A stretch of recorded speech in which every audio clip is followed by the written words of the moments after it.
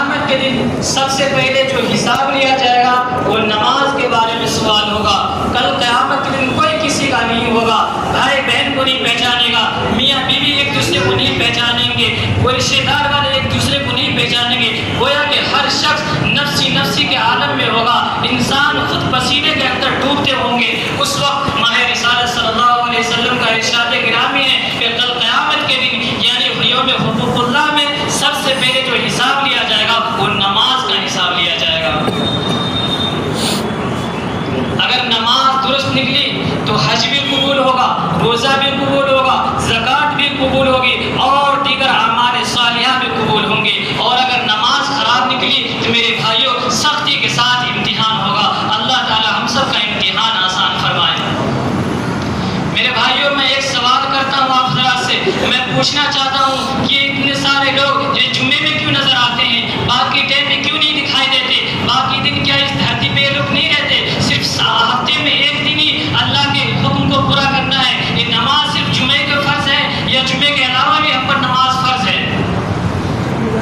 جمعے کے علاوہ بھی تو نماز ہم پر فرض ہے. یہ کہاں چلے جاتے ہیں؟ کیا یہ اللہ کی دی ہوئی نعمت سے صرف ہفتے میں ایک دن فائدہ اٹھاتے ہیں؟ کیا اللہ کی دی ہوئی ہوائیں ٹناٹن اپنے پھیپھڑوں کے اندر صرف ایک دن لیتے ہیں؟ کیا یہ اللہ کی دی ہوئی سورج کی کرنیں ایک سے ایک دن فائدہ اٹھاتے ہیں؟ یہ کہاں چلے جاتے ہیں میرے مسلمان بھائیوں؟ مجھے بتائیے, یہ کیا ہفتے میں صرف ایک ہی دن اس محلے کے اندر, اس مظفر نگر کے اندر رہتے ہیں اور باقی دن اور کہاں چلے جاتے ہیں؟ باقی دن یہ ایسی بھیڑ کیوں نہیں نظر آتی؟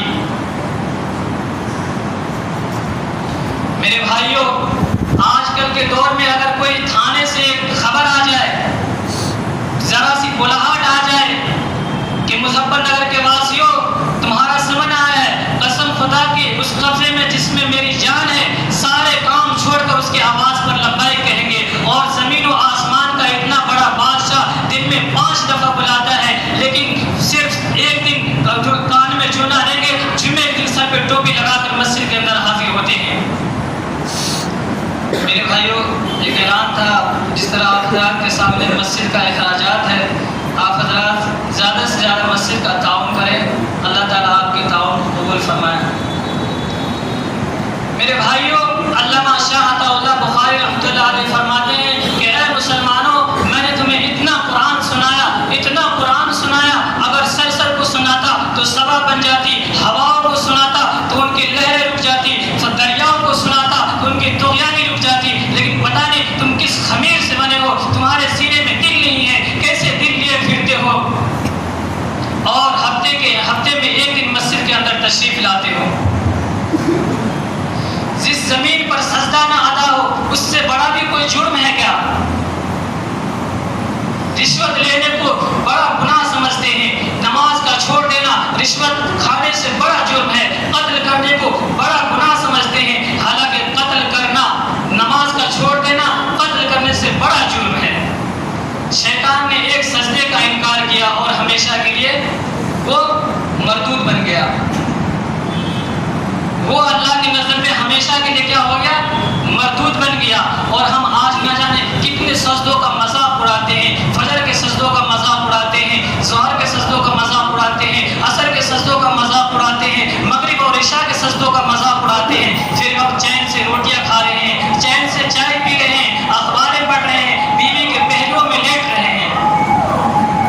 میرے بھائیوں نماز کی اہمیت تو ہر مسلمان کے قلب میں ایسی ہونی چاہیے جیسے حضرت عمر فاروق رضی اللہ تعالیٰ عنہ کے دل میں تھی. حضرت عمر فاروق رضی اللہ تعالیٰ عنہ آپ خلیفہ دوم امامت فرما رہے تھے, آپ پر قاتلانہ حملہ کیا گیا, آپ زخمی ہو گئے, آپ فوراً عبد الرحمن بن عوف کا ہاتھ پکڑ کر امامت کے لیے آگے بڑھا دیا اور امت مسلمہ کو اس وقت دے دیا کہ جان دی ہوئی اسی کی تھی, حق تو یہ ہے کہ حق ادا نہ ہو سکا.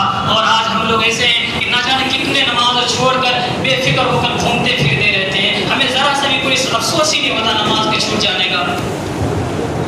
ٹائم ہو گیا ہے, انشاءاللہ میں آپ حضرات کو ایک چھوٹا سا واقعہ سنا کر اپنی بات کو مکمل کرنے کی کوشش کرتا ہوں. بات کو ذرا توجہ سے سنیے گا. حضرت عمر فاروق رضی اللہ تعالیٰ عنہ کے خلافت کا دور ہے اور ایک بڑھیا کا تیل زمین پر گر جاتا ہے. کیا ہوتا ہے؟ ایک بڑھیا کا تیل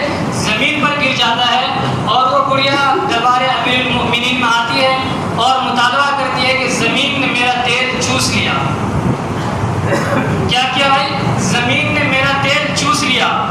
حضرت عمر فاروق رضی اللہ تعالیٰ ایک پرزہ لیتے ہیں اور اس کے اندر کچھ لکھ دیتے ہیں اور اس بوڑھی اماں سے فرماتے ہیں کہ اس پرزے کو، اس کاغذ کو اسی جگہ پہ رکھ دینا جس جگہ پہ تمہارا تیل گرا ہوا ہے.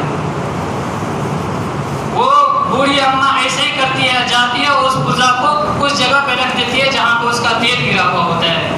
وہ پرزہ کو رکھتے ہی وہ زمین کیا کرتی ہے؟ سارا کا سارا تیل اگل دیتی ہے.